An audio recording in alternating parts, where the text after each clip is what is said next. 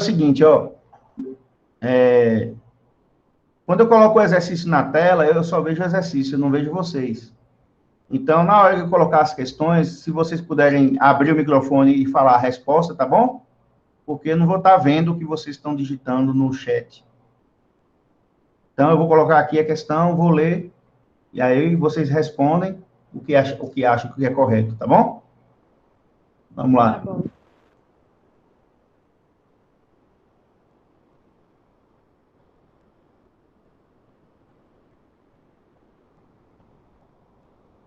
Quando aparecer aí, avisa que já está vendo. Apareceu. Pronto, vamos lá? Tá enxergando direitinho aí, então, gente? Dá para ver a letra e tudo? Dá. Tá, né? Vamos lá. Exercício sobre reforma protestante, que foi o assunto que vocês estudaram. Então, só pegando um gancho do que eu havia dito no texto, né? Ocorreram várias mudanças na Baixa Idade Média. Como é que fala? As cidades voltaram a ter importância. Muita gente foi expulsa dos feudos, não sei se vocês se lembram disso, devido à superlotação. Essas pessoas expulsas dos feudos, muitas delas foram para as cidades, se tornaram comerciantes, tá? E com o tempo precisaram contratar empregados, porque aumentaram o comércio. Então, veja que, só no que eu disse aqui, eu mostrei para vocês 3 mudanças. Primeiro, que a população que vivia basicamente na zona rural passou a viver também nas cidades. Segundo, surgiram 2 novas classes sociais, os comerciantes, que eram chamados de burguesia, e os seus empregados, que eram chamados de assalariados. Então, essas foram mudanças em relação ao que era o feudalismo. Primeiro, o povo vivia no campo. Segundo, comércio era algo que quase não existia. Terceiro, não existia gente assalariada, e passou a existir. Tá bom? Então, essas foram as mudanças. O que mais que mudou em relação ao feudalismo que vocês viram nos últimos assuntos? Vocês viram que o governo era descentralizado. Cada senhor feudal mandava em sua terra, em seu feudo. Mas, a partir da Baixa Idade Média, um rei, que era um senhor feudal, recebe a ajuda da burguesia dos comerciantes, monta um grande exército e domina todos os senhores feudais. Então, ele passa a mandar em todo mundo. Então, ele centraliza o poder em suas mãos. Então, se o poder antes era descentralizado, na mão de vários, passou a ser centralizado na mão de o rei. Certo? Outra coisa que vocês devem perceber nas últimas aulas que mudou, é que no feudalismo quase não se usava dinheiro. Quando alguém precisava de alguma mercadoria, trocava. Mas agora a moeda voltou a circular. E o comércio também voltou a funcionar. Tá bom? A última mudança que nós vamos ver em relação ao feudalismo é sobre a religião, como eu coloquei no texto lá no grupo. Durante a Idade Média, a única religião que tinha era a católica. Mas vocês viram, quem assistiu o vídeo hoje, viu que houve um racha, um rompimento, uma divisão. E da Igreja Católica saíram algumas pessoas que fundaram novas religiões. Tá? Quais foram as religiões que surgiram? O luteranismo, o calvinismo e o anglicanismo. Bom, vamos resolver o exercício, fica mais fácil da gente entender.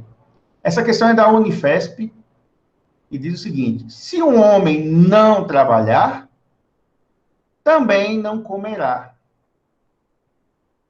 O texto acima traduz a ideia definida por quem? Quem não trabalha, não come. O protestantismo de Lutero, o protestantismo de Calvino, o catolicismo da Idade Média, o catolicismo da Contra-Reforma.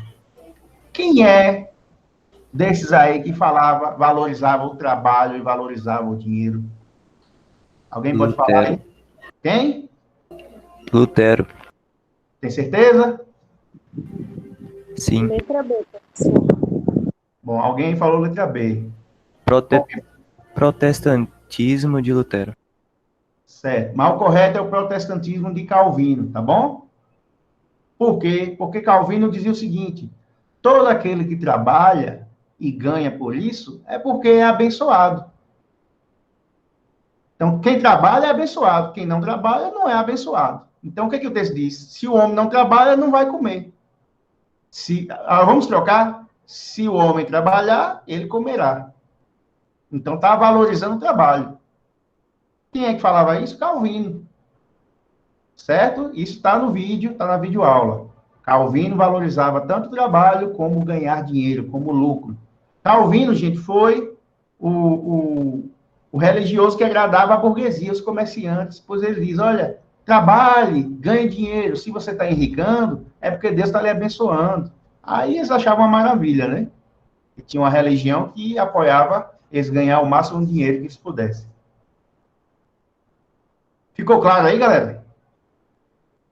Responda aí que eu não estou enxergando nada. Ficou claro? Sim. Sim, né? Então, quem defende o trabalho, quem defende a prosperidade, quem defende ganhar dinheiro, era João Calvino, o calvinismo. Vamos para a segunda questão, FCC São Paulo. O ato de supremacia, promulgado por Henrique VIII, na Inglaterra, contribuiu para divulgar intensamente a doutrina calvinista do país, sobretudo na região da Escócia, iniciar a expansão externa, formando assim as bases do Império Colonial Inglês, promover a reforma anglicana, ao mesmo tempo que contribuiu para a centralização do governo, implantar o catolicismo no reino, o que foi acompanhado de repressão aos reformistas, restaurar os antigos direitos feudais, que foram eliminados na Magna Carta de 2015. Então, qual é a pergunta do texto? O ato de supremacia foi uma lei. Essa lei foi posta em prática por quem? Pelo rei Henrique VIII. De onde? Da Inglaterra. Essa lei, chamada Ato de Supremacia, ela contribuiu para quê?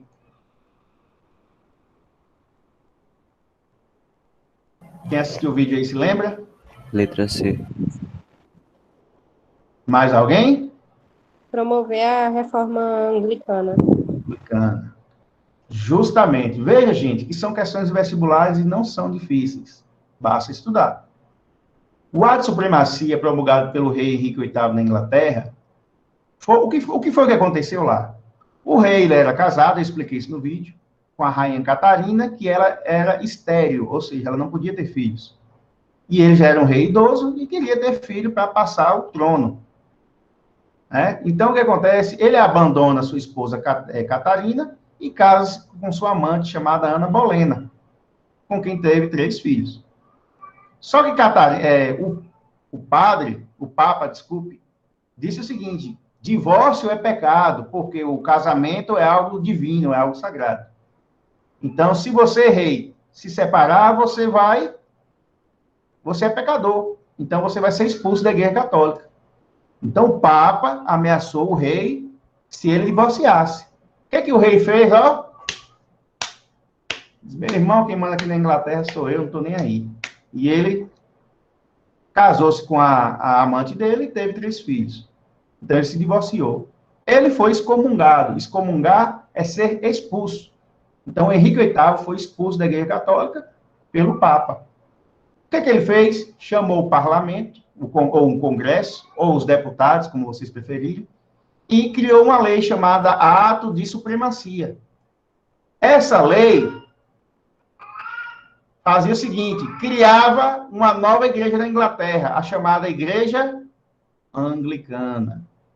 Gente, ele criou uma igreja para ele mesmo. Eles, olha, já que a Igreja Católica não quer me salvar, eu vou me salvar na minha própria igreja. Então, a Igreja Anglicana é a igreja do rei Henrique VIII. Tá? Por essa lei, Henrique VIII tomou todos os templos, ou seja, tomou todas as igrejas da Igreja Católica. E tomou todas as terras que a Igreja Católica tinha na Inglaterra também. Tomou tudo. Expulsou a Igreja Católica da Inglaterra e fundou sua própria igreja. Tá bom? Então, ele criou a religião anglicana, a Igreja Anglicana na Inglaterra. Isso foi o ato de supremacia. Há alguma dúvida aí? Não. Ok. Vamos para a terceira questão. Universidade Federal do Rio Grande do Norte. No século XVI, surgiu na Europa um movimento de caráter religioso, político e econômico, que deu origem à Reforma Protestante. Foi iniciada como uma reação. Então, A Reforma Protestante foi uma reação a quê? Ao progresso do capitalismo comercial, à crise da Igreja Católica, que se manifestava através da vida desregradas do luxo do alto clero, à venda de cargos e de relíquias sagradas. Sim. Foi uma reação à teoria religiosa católica, que estava alicerçada na predestinação absoluta. Foi uma reação ao fortalecimento do Estado Nacional Absolutista. A reforma, a divisão que ocorreu, foi uma reação ao quê? A crise da Igreja Católica. A reforma protestante foi uma reação à crise da Igreja Católica. Veja bem, a Igreja Católica estava em crise devido ao mau exemplo do clero. O clero dava mau exemplo. Quem é o clero? É os que controlam a Igreja Católica. Padres, bispos, o Papa. Vivia uma vida desregrada. Vivia na prostituição, na cachaçada. Imagina aí, gente. Padres, bispos e o Papa levando uma vida dessa. Pois isso acontecia naquela época. Ó, também foi uma reação ao luxo, porque a Igreja Católica vivia no luxo e o povão vivia na miséria. Foi uma reação à venda de cargos, porque a igreja vendia cargos para ganhar dinheiro, e muita gente que não tinha nenhum compromisso com a igreja entrava lá e fazia besteira. Foi uma reação à venda de relíquias sagradas, coisas falsas que eles vendiam dizendo que eram santas, coisas santas. Tá? Tudo isso para ganhar dinheiro. Então a igreja católica naquela época estava toda errada. Né? E as pessoas que não concordaram com a igreja católica fizeram a reforma, a divisão, e criaram novas religiões. Ok? Alguma dúvida, alguma pergunta? Posso passar adiante? Sim. Pode. Pode, né? Essa questão aqui é muito parecida com a questão 1. Leia o texto abaixo. Deus chama cada um para uma vocação particular, cujo objetivo é a glorificação dele mesmo. O comerciante... Peraí que saiu aqui do lugar.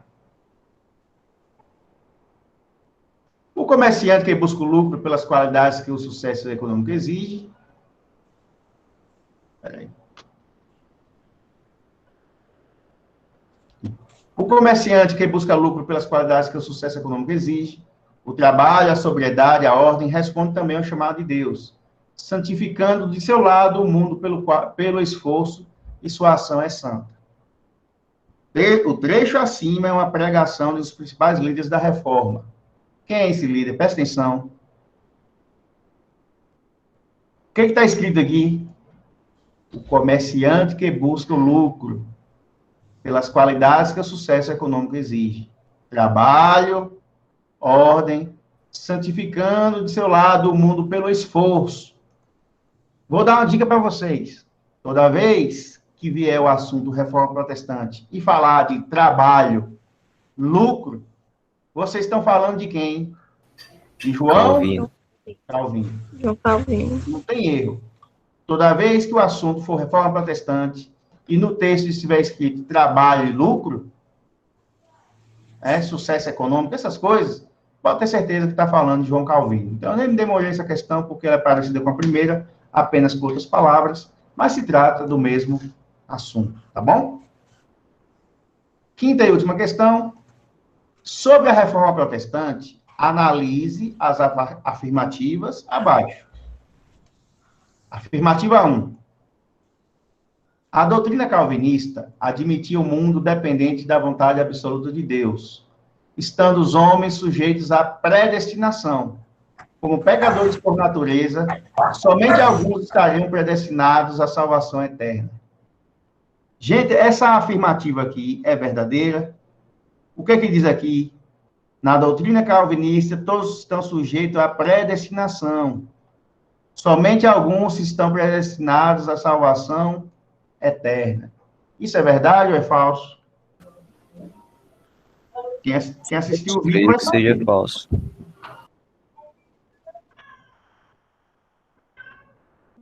O calvinismo prega a predestinação, sim ou não?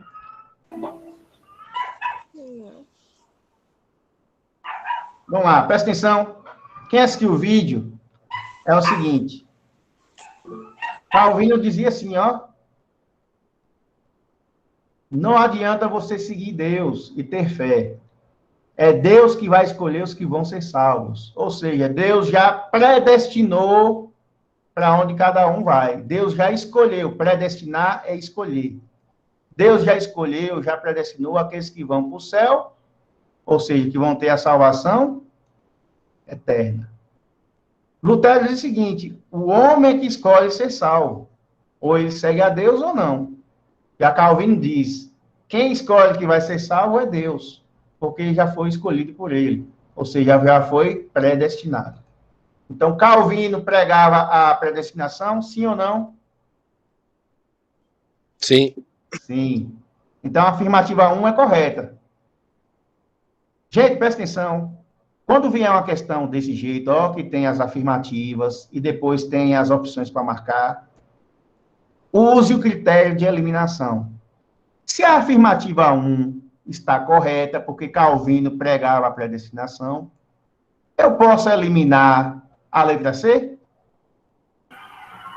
Sim.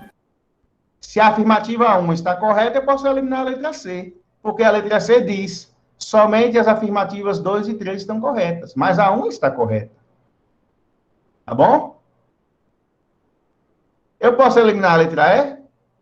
Pode. Pode, porque diz que todas estão incorretas, e a afirmativa 1 é correta. Então, veja, vocês eliminaram já duas letras, C e E. Se no final você ficar entre duas só, porque você eliminou as outras, a chance de você acertar no chute é bem maior. Vamos para a afirmativa 2? Lutero redigiu, ou seja, escreveu um documento que fundamentava a sua doutrina, ou seja, sua religião, afirmando que a fé constituía a única fonte de salvação. Lutero dizia que a única maneira de se salvar era ter fé? Sim ou não? Não. Lutero afirmava que para as pessoas serem salvas, elas precisavam ter fé. Isso é verdadeiro ou falso? Falso. Verdadeiro? É Eu verdadeiro. creio que seja verdadeiro. Olha o que eu disse nesse instante. O calvinismo pregava a predestinação. Deus escolhia quem vai ser salvo. E eu disse assim: Lutero diz, o ser humano que escolhe ser salvo, crendo, ou seja, tendo o quê? Fé. Se a pessoa tem fé, ela tem a verdadeira fonte da salvação. Então, se Lutero disse que a fé é a fonte da salvação, isso é verdadeiro. Se as afirmativas 1 e 2 são verdadeiros, eu posso eliminar a letra B? Pode. Pode, porque a B diz que só é correta a 1 e 3, e nós já vimos que a 1 e 2 são corretas. Sobrou o quê? A letra A e a letra D. Tá vendo? É melhor usar o critério de eliminação quando vem uma prova desse tipo, ó, com afirmativas e depois para marcar a opção correta. Afirmativa 3. Considerado um dos precursores da Reforma Protestante, John Wycliffe pregava a adoção pelo clero. Quem é o clero? O pessoal da igreja, né? Dos votos de pobreza material do cristianismo primitivo. John Wycliffe pregava a adoção do voto de pobreza, ou seja, da humildade. Não precisava ter luxo para ser do clero. Isso é verdade? Caiu. John Wycliffe pregava o voto de pobreza para o clero, gente? Sim ou não? Professor, eu não assisti o vídeo, então eu não me lembro. Não é isso? Eu não assisti o vídeo, mas acho que na explicação teu. Presta atenção que eu vou mostrar para vocês aí, ó. Vou mostrar o vídeo. Depois eu volto para o exercício.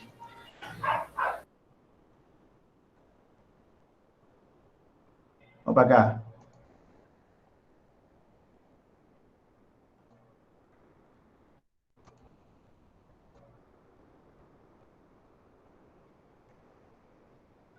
Olha o vídeo aí. Apareceu para vocês? Apareceu aqui. Apareceu, né? Olha o que está escrito aqui, ó. Onde está a setinha aqui, ó. John Wycliffe defendia que o clero deveria voltar aos tempos da igreja primitiva, adotando o voto de pobreza, que a igreja deveria se ocupar apenas das questões espirituais e esquecer das questões materiais. Ouviram aí o que ele disse? Vamos voltar lá?